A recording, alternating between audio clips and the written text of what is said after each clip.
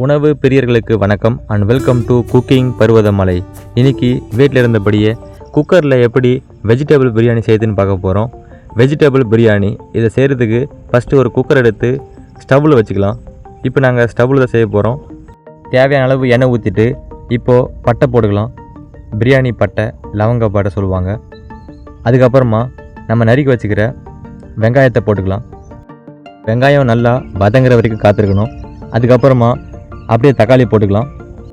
தக்காளியை போட்டு நல்லா வதக்கி எடுத்துக்கலாம். வெங்காயம் தக்காளி இது ரெண்டு தான் நல்லா வதங்க வேண்டியது. அது கூடவே கொஞ்சம் கறிவேப்பிலை போட்டுக்கலாம்.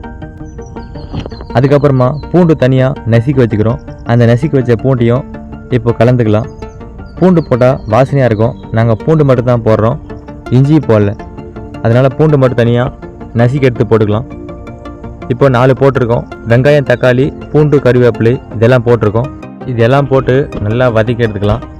இப்போது காய்கறிகள், அதாவது பீன்ஸு, கேரட் இதெல்லாம் நல்லா நறுக்கி வச்சுக்கிறோம். இந்த நறுக்கி வச்ச பீன்ஸு கேரட் எல்லாம் எடுத்து போட்டுக்கலாம். காய்கறிகள் போட்டால் தான் இது வெஜிடபிள் பிரியாணி, அதனால் காய்கறிகள் போட்டாகணும்.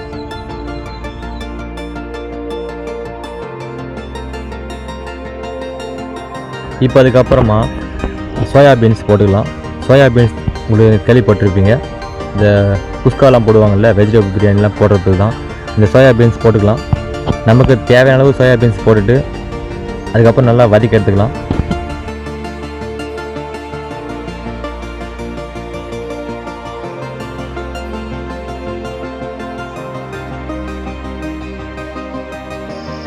இப்போ தனியாத்தூள் போட்டுக்கலாம்.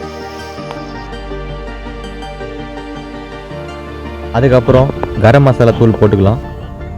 கரம் மசாலா தூள் வாசனைக்காக போட்டுக்கிறோம். அதுவும் வெஜிடபிள் பிரியாணியில் கண்டிப்பாக ஏதாவது ஒரு மசாலா போட்டால் தான் அது நல்லாயிருக்கும். அதனால் கரம் மசாலா போட்டுக்கலாம். அப்புறம் கொஞ்சம் கல் உப்பு போட்டுக்கலாம். கல் உப்பு போடுறதுனால கொஞ்சம் கம்மியாக போட்டுக்கோங்க. சால்ட் உப்பு போட்டால் பரவாயில்ல, கல் உப்பு போட்டால் கொஞ்சம் கம்மியாக போட்டுக்கணும். ஏன்னா அதிகமாக போட்டால் உப்பு கறிக்க ஆரம்பிச்சிடும். அதுக்கப்புறமா மிளகாத்தூள் போட்டுக்கலாம். மிளகாத்தூளும் தேவையான அளவு போட்டுட்டு அதுக்கப்புறம் நமக்கு தேவையான அளவு தண்ணி ஊற்றிக்கலாம்.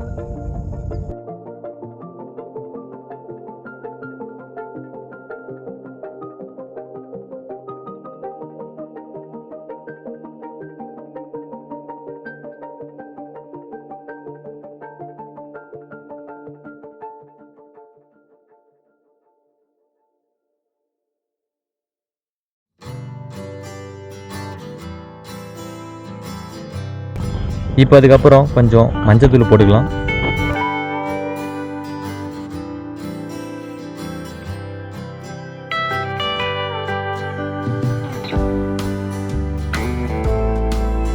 அதுக்கப்புறம் நம்ம ஊற வச்ச அரிசியை போட்டுக்கலாம்.